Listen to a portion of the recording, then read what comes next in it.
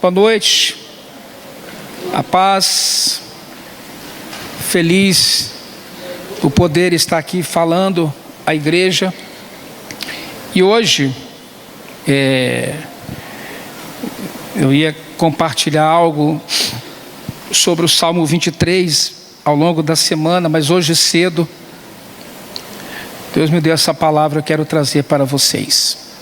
Que assim seja a vontade do Senhor.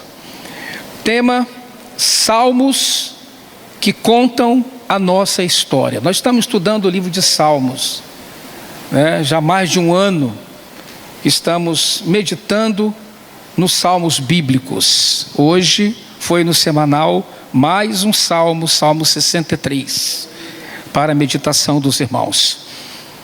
Eu quero fazer aqui, eu escolhi 3 salmos, Deus me falou em 3 salmos, e eu quero fazer um paralelismo com a história de Israel, como eu já fiz em outro momento, naquele momento do êxodo, até a chegada à terra de Canaã, Evidentemente, irmãos, que eu não estou aqui para fazer nenhuma alegoria, nem espiritualizar ou contextualizar aquilo que foi a experiência vivida pelo povo de Israel. Mas nós podemos tirar lições muito ricas daquilo que Israel viveu. É apenas um paralelismo didático, ok?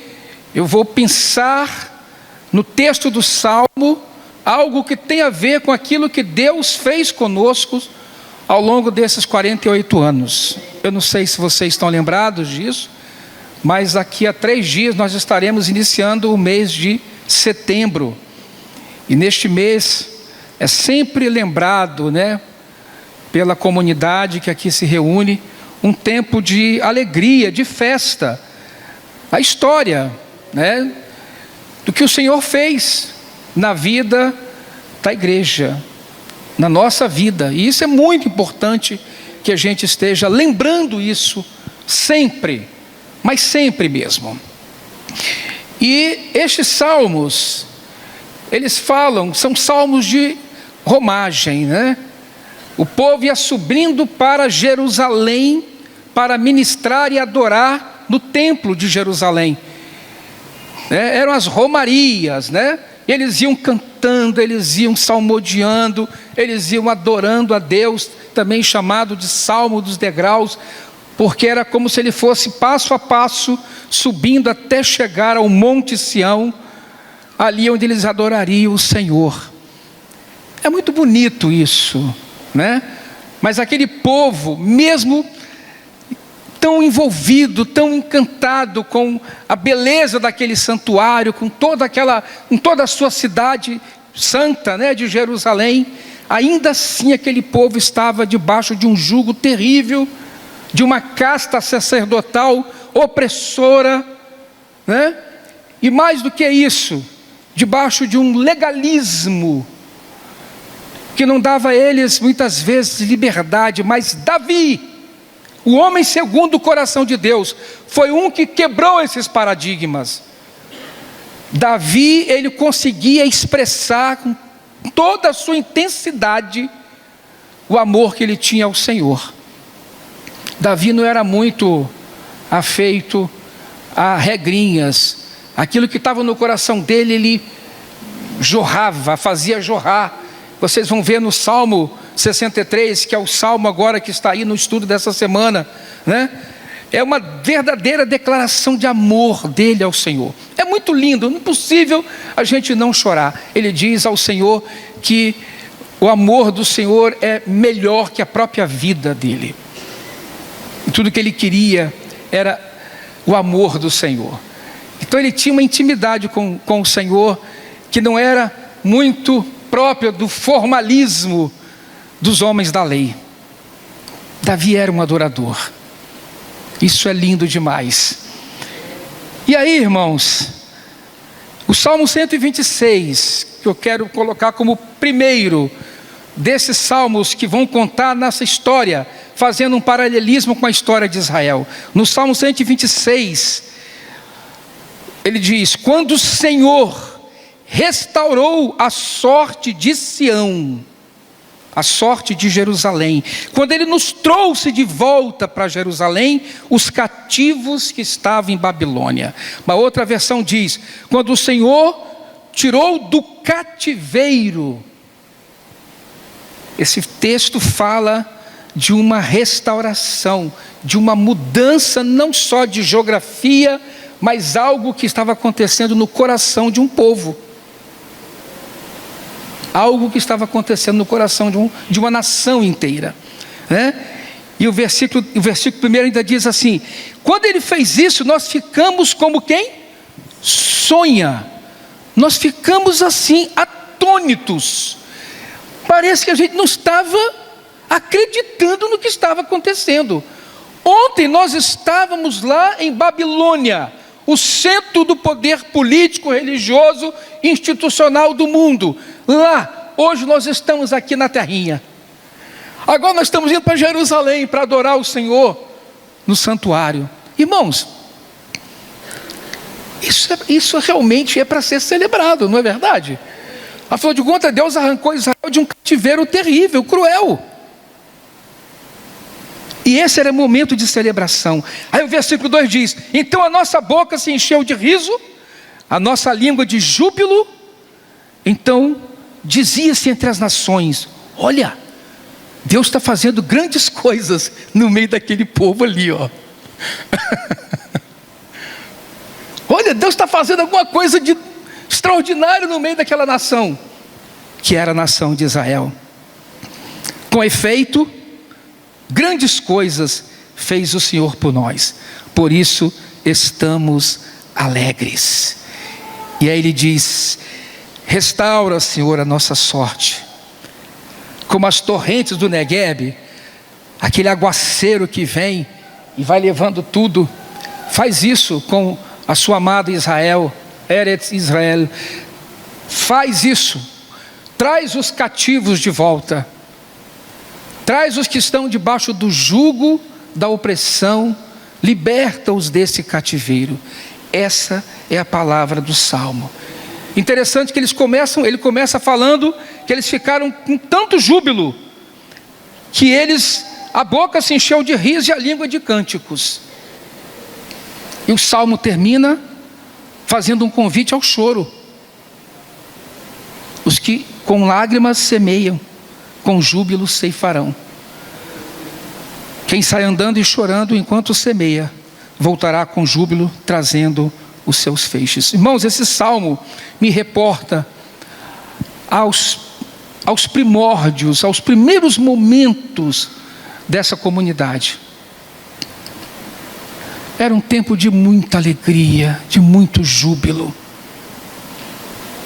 Era um povo pequenino, pobre, povo que vivia nos morros. As nossas reuniões eram de morro em morro. A gente saía do São Benedito para ir para Jesus de Nazaré, de Jesus de Nazaré para São José, de São José para Fonte Grande, era só morro em morro. O povo tinha até uns músculozinhos na perna. Eli tinha uma musculaturazinha firme. Eli só vivia orando nos montes. Você lembra disso, Eli? Eu acompanhei você uns negócios. Você era meio pentecostal, rapaz. Você era meio pentecostal, né? Ó, a outra aqui dizendo glória a Deus. Ó. Eu estou falando isso, irmãos, para trazer à memória de vocês aquilo que nos dá esperança. Nós estamos vivendo um tempo difícil. Não é só entre nós não, é na igreja, no meio da igreja de Deus, no meio do povo de Deus. É um tempo difícil, é um tempo de dor, é um tempo de apostasia, é um tempo de frieza, é um tempo de doença, de enfermidade, é um tempo de luta, tribulação e outras coisas mais. Mas a palavra de Deus fala nesse salmo de restauração. Restaurar é fazer tudo novo. Deus fez algo novo para o povo de Israel, né? Eu quero dizer, irmãos, que quando o irmão Valtir, no dia 12 de setembro, né, ali naquela sessão de negócios ali, quando ele disse aos irmãos que ele estava se desligando do ambiente denominacional, não era porque ele estava rompendo simplesmente com uma estrutura que era chamada de igreja e que é chamada de igreja. Na verdade, a grande obra que estava acontecendo era aqui dentro. Deus estava quebrando um paradigma, quebrando um espírito de religiosidade que havia nele, apesar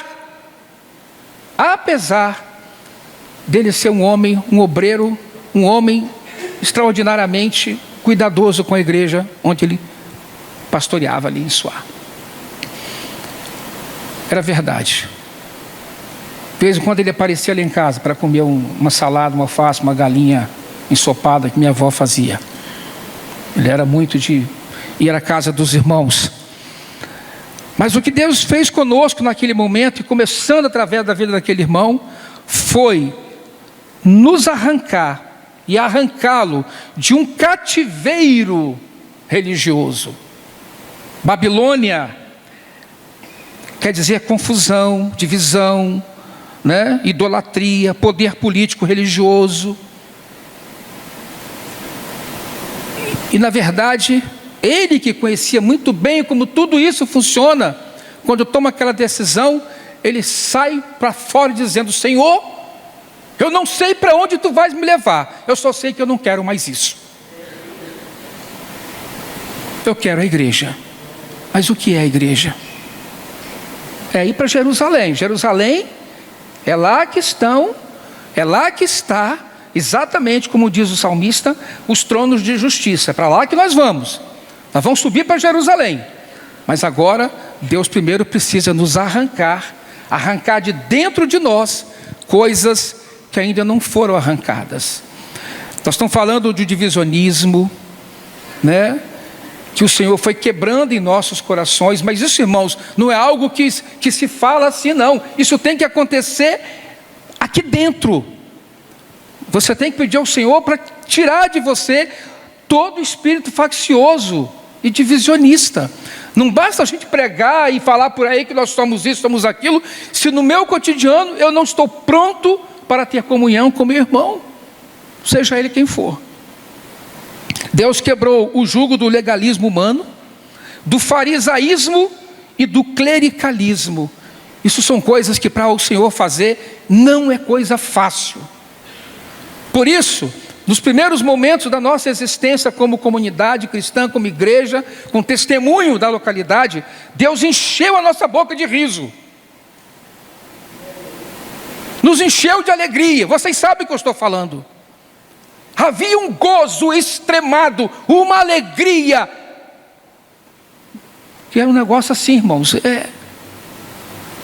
Eu não tenho nem expressão como falar. As nossas celebrações como era, a gente começava, não tinha hora para terminar aquele negócio. Era cânticos, eram danças, choro e aquela coisa.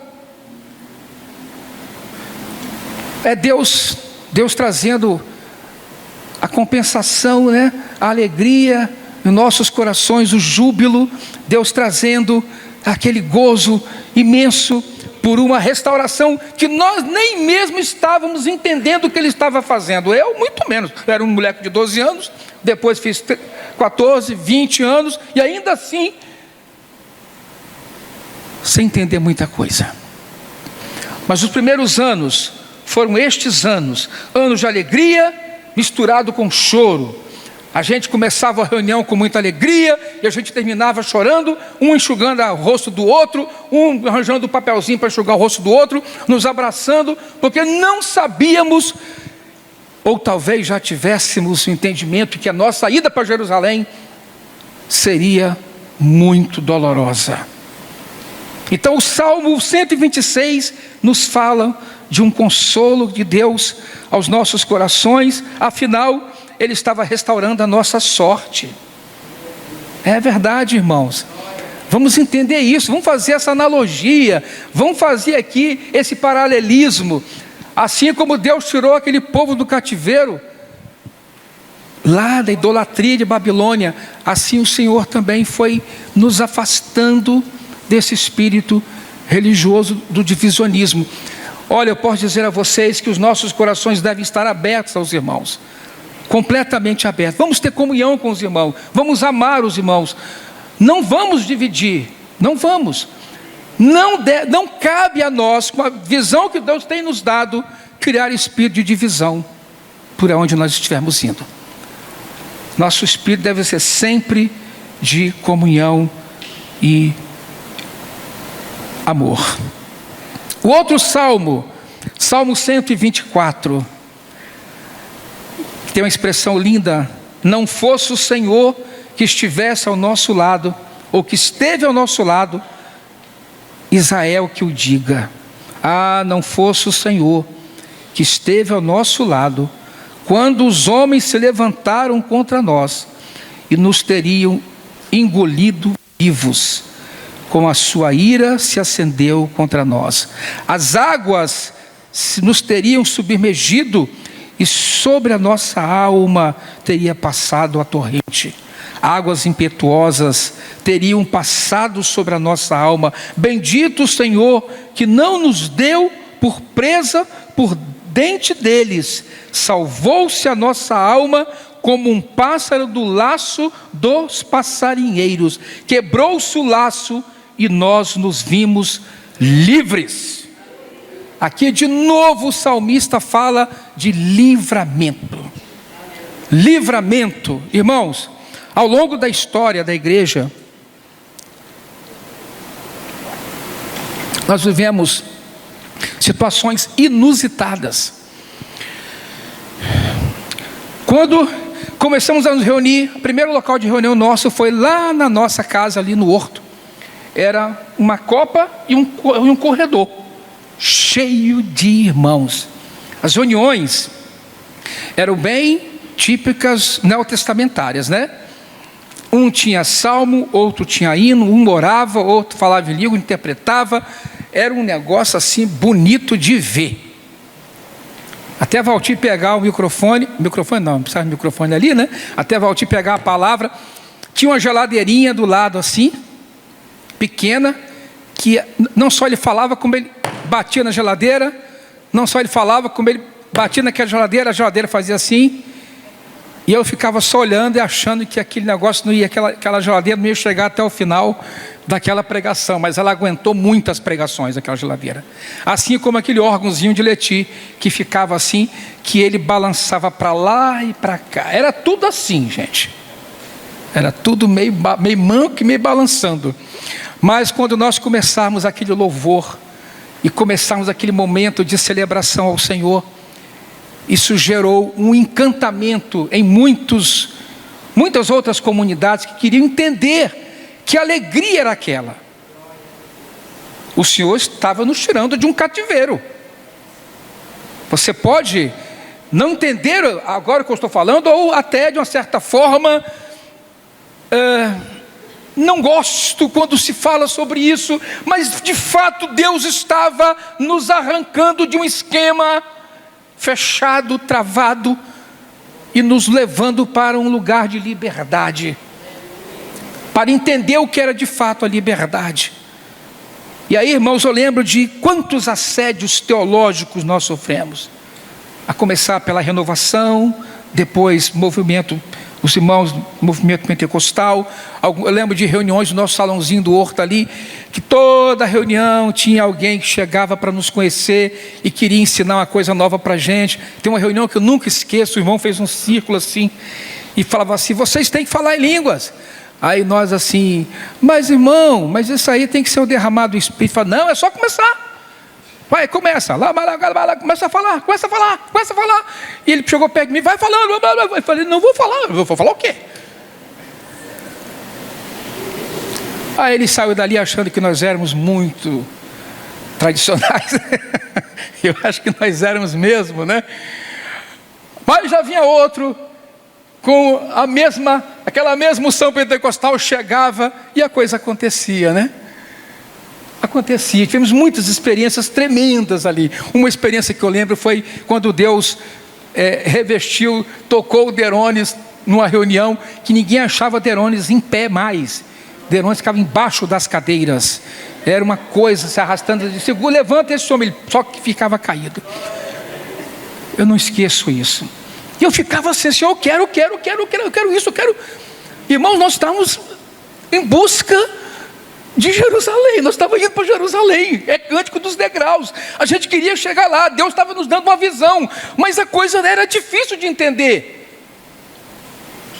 Porque o normal não é a visão, normal é o esquemão. E foi grupos que chegaram, inclusive alguns com nome de igreja na localidade. E foi muito difícil lidar muitas vezes, né, com certas até posturas de líderes.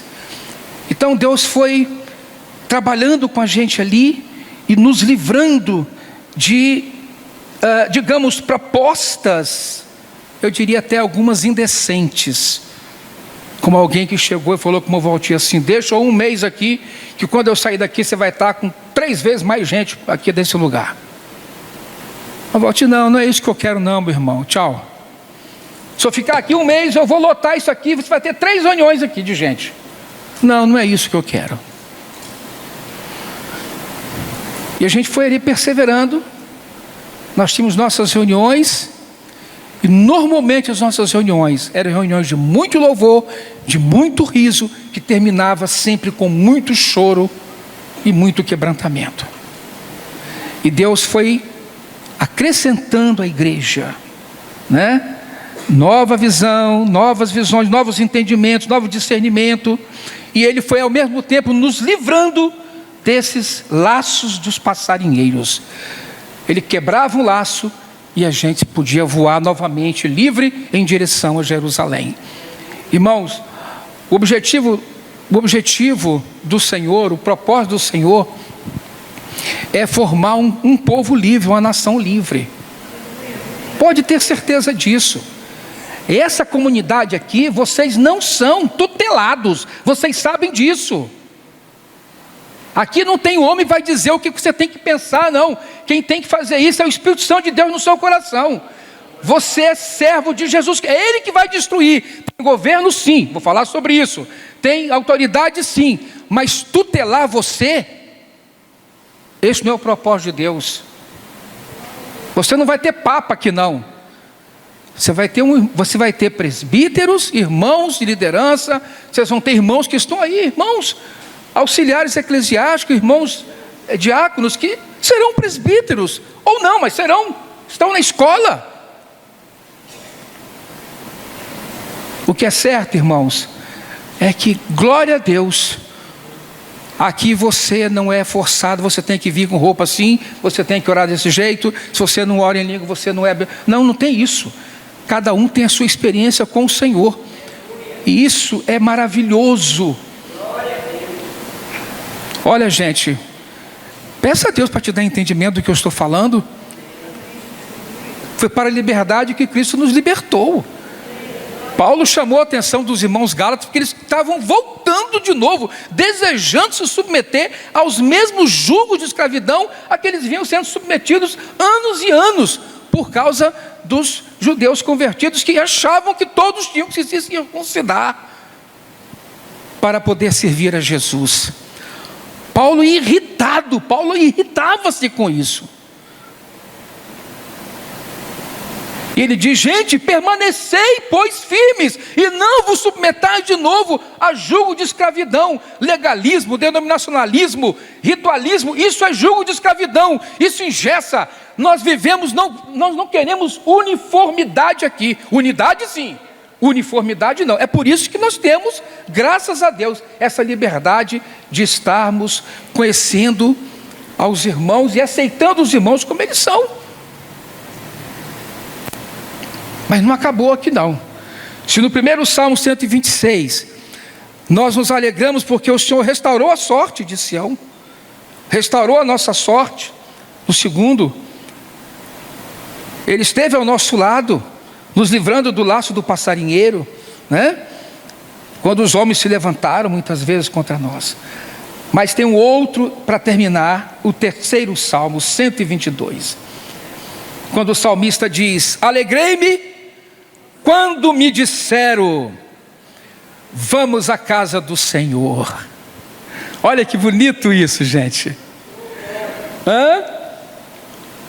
E o salmo continua. Eles estavam indo para Jerusalém, eles estavam chegando em Jerusalém, e ele diz assim: pararam aos nossos pés junto às tuas portas, ó Jerusalém. Agora eles chegaram em Jerusalém.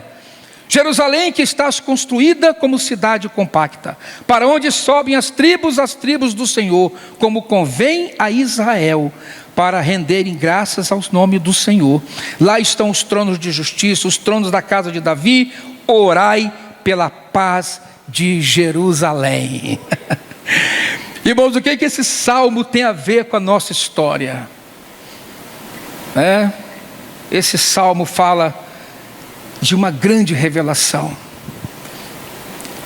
Nós poderíamos cantar esse salmo assim: alegrei-me quando me disseram, somos a casa do Senhor. Isso é uma tremenda revelação. Eu estou para dizer para vocês que grande parte do povo chamado cristão canta isso, ouve isso, mas não consegue entender a profundidade e o sentido de ser morada do Espírito Santo. Senão nós não viveríamos essa dimensão da carne como a gente vive hoje e vê por aí fora, no dia a dia, até mesmo muitas vezes nas nossas vidas. Eles pararam agora diante de Jerusalém, contemplaram o santuário. Jerusalém, Jerusalém, que estás construída como cidade compacta. Irmão, Jerusalém é a igreja do Senhor. Ela é filha de Sião. Nós somos a igreja do Senhor. É de lá, as nossas raízes estão lá, De lá vieram os patriarcas, os profetas, as profecias, os fundamentos, os firmes fundamentos, os apóstolos. E de lá veio o Cristo, que é o nosso Senhor. Por isso Jerusalém tem um sentido tão especial para a gente. Mas aqui esse salmo fala de algo mais para a igreja. É aqui exatamente que amplia-se a revelação. Deus vai nos dando discernimento, vão surgindo os livros. Que deveria ser leitura obrigatória de cada um de nós, conhecendo e vivendo as igrejas do Novo Testamento. Esse livro extraordinário, fabuloso, esse livro lindo que, mesmo batendo nas mãos e esse livro já foi entregue nas mãos de tantas pessoas, tantos irmãos aí de mídia, gente que aparece todo dia, foi entregue, mas é como se, porque o sistema está fechado. Se entrar ali, o que está escrito naquele livro vai arrebentar muita coisa. E esse é o grande problema. Essa é a grande dificuldade. O Senhor foi nos dando discernimento, entendimento das coisas, visão do governo local, plural, não clerical. E a coisa foi avançando. O viver da eclesiologia bíblica, isso é um privilégio para nós. Isso deveria ser motivo de grande gozo para nós. É gozo mesmo, de alegria, de satisfação plena. Olha, o que Deus tem nos dado é algo muito especial, sabe? E da gente sair por aí, porque se existe uma maneira eficaz de pregar Jesus, é através da revelação da igreja. Quando você fala para um ímpio assim, que o plano de Deus não é a divisão, é uma só igreja, ele vai entender perfeitamente isso. Muito mais que os chamados cristãos. Quando eu exponho para alguns colegas meus, professores, alunos que me perguntam: como é a sua igreja? Igreja Vitória, a sua igreja? Eu falo: não tem igreja, filho. Como vai então? O irmão não tem igreja? Eu falo: não tem não. Mas assim, numa alegria, numa paz, numa tranquilidade. Você quer um tempinho para você entender? Eu vou conversar com você, vou explicar para você. Aí eu disse: olha, esse negócio está certo. É porque a gente tem tanta coisa que não sabe nem para onde vai chegar, nem de onde a gente entra. Eu falei: pois é. Ele continua achando que igreja é isso aqui, mas enfim. Mas o que é certo é que Deus nos deu o privilégio, né, de entender isso, irmãos, que não é tão simples de entender. E aí eu peço aos irmãos, observem bem a forma como nós estamos falando, como nós estamos direcionando quando falamos da igreja, né? Não chamar isso aqui de igreja, mas vamos para uma reunião, vamos para a reunião da igreja, né? Vamos nos reunir. Não precisamos mais estar usando esses tipos de, né, minha igreja. Não, isso é a igreja do Senhor, né? Nos congregamos ali, a rua Vitalino Santos Valadares, e pronto, é tudo muito simples. Lembro-me que quando nós começamos a mexer esse negócio de construir o local de reunião, isso deu uma mexida em muita gente. Porque a tendência quando você constrói é que existe uma acomodação. Enquanto a igreja, naqueles tempos, era peripatética. A gente vivia de morro em morro e ganhando vidas, né? Então, alegrei-me quando me disseram: somos a casa do Senhor. Irmãos, Paulo, escrevendo a Timóteo, no capítulo 3, versículo 15 da primeira carta, ele chama a igreja de casa do Deus vivo e completa. Ela é a coluna e baluarte da verdade. Ou seja, se existe uma verdade absoluta para Deus neste mundo, neste planeta, tudo que existe aí vai passar, vai queimar, vai virar palha. Mas se existe uma coisa que não é daqui e que é eterno, esse negócio chama-se igreja.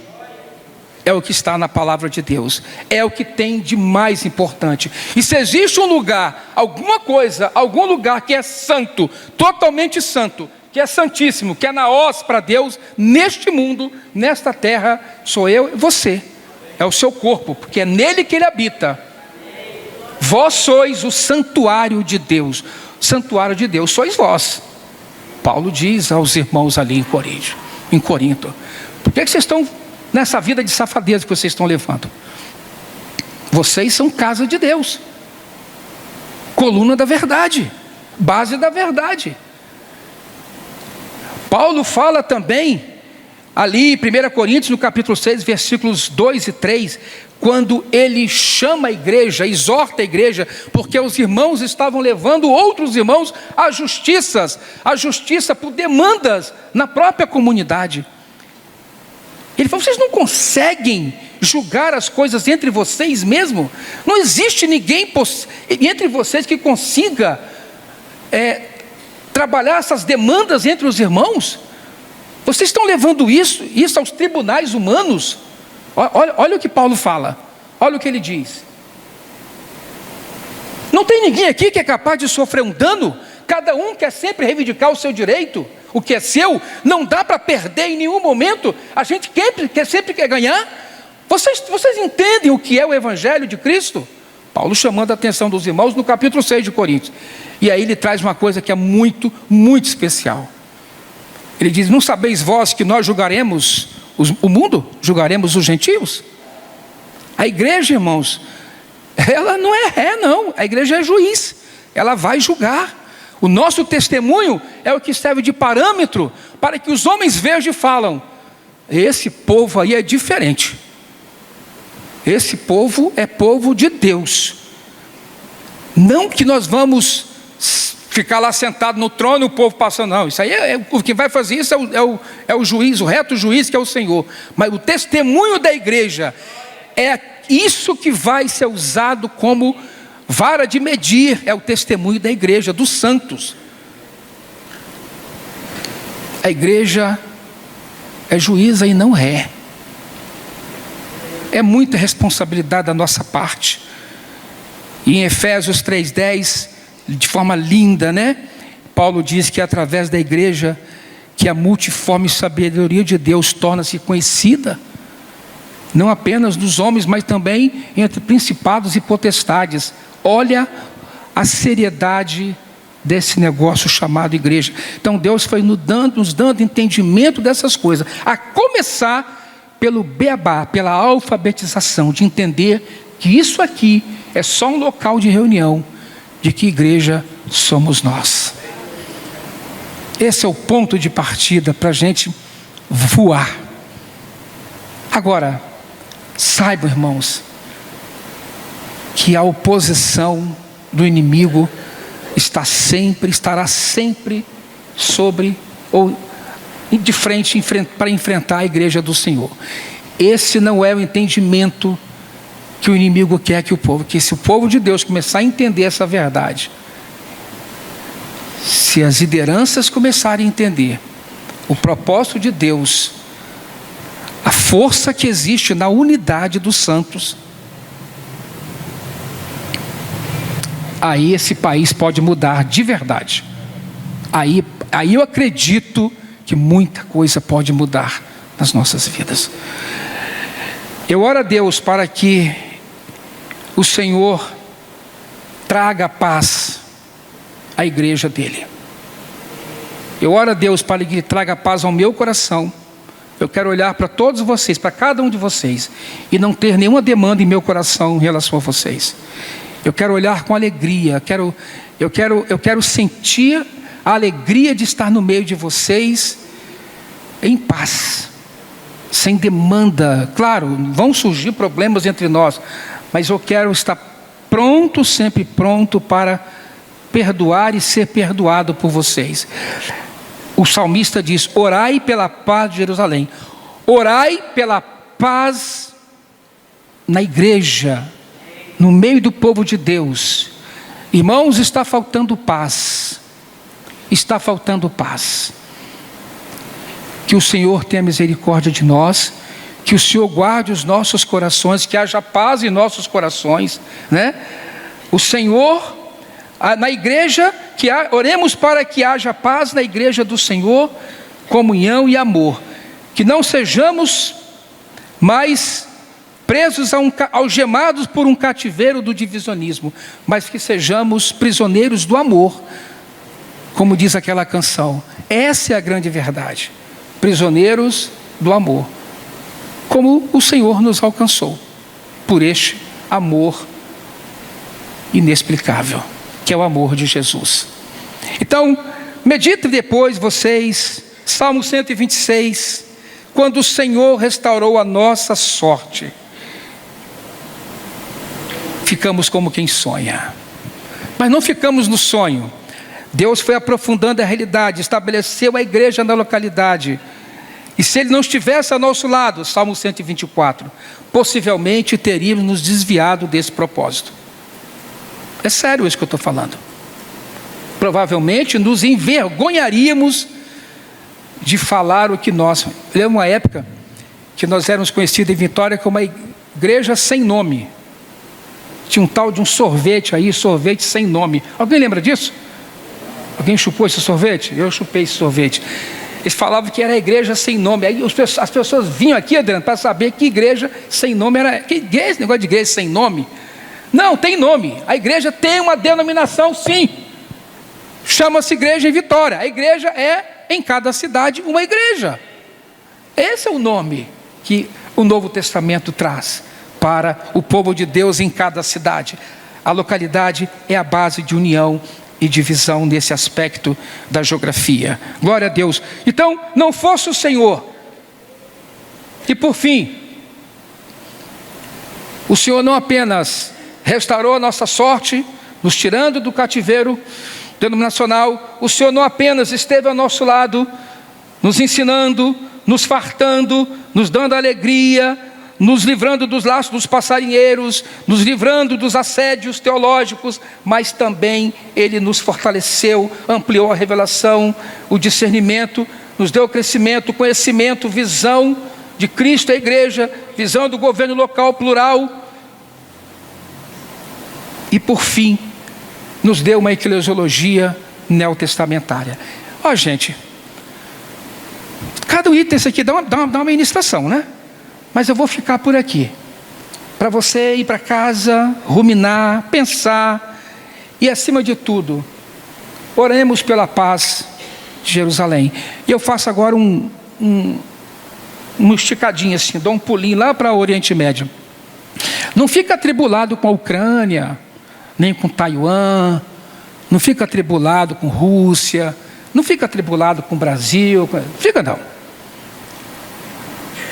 A menina dos olhos de Deus está lá no Oriente Médio. O cálice de tontear. É lá que tudo ferverá. E quando vimos essas coisas acontecerem, levantemos nossas cabeças. Nossa redenção pode estar próxima.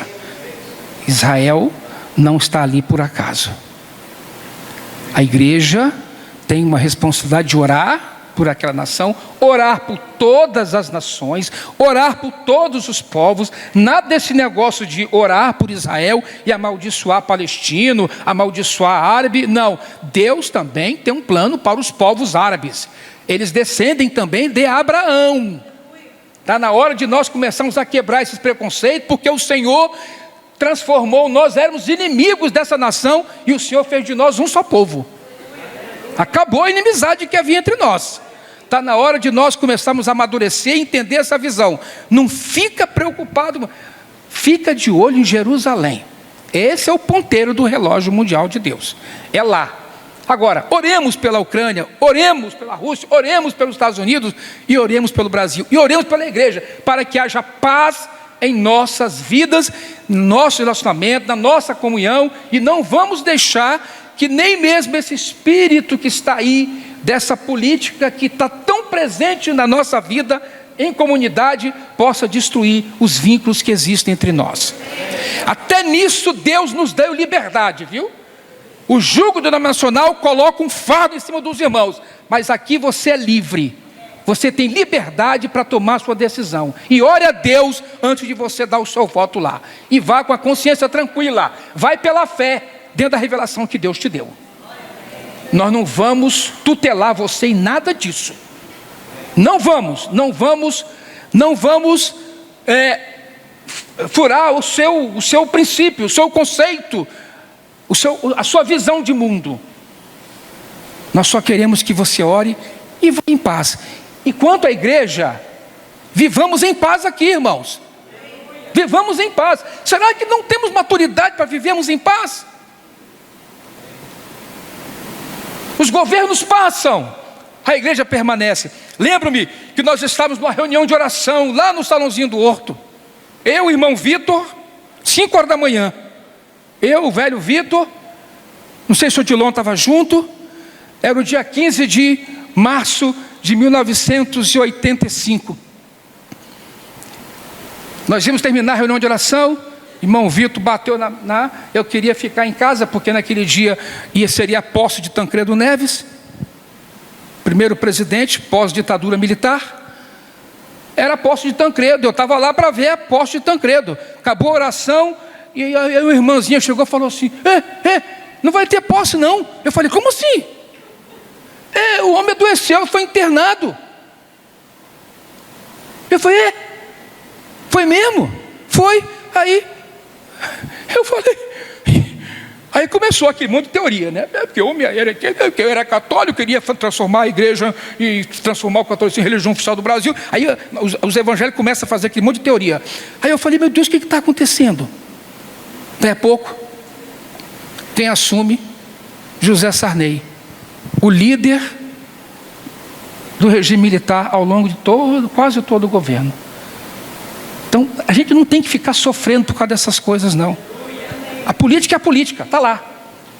Nós temos que orar para Deus guardar a nossa nação, para que haja comida nas nossas mesas, para que haja vida abundante, haja paz nas nossas cidades. Irmãos, vamos orar por isso, porque Deus pode abençoar grandemente essa nação, mas abençoar mesmo.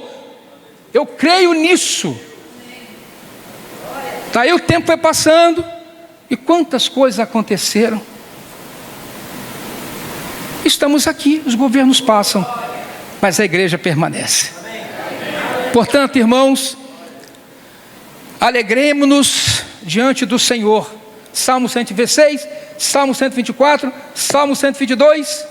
Alegrei-me quando me disseram: somos a casa do Senhor. Vamos falar junto?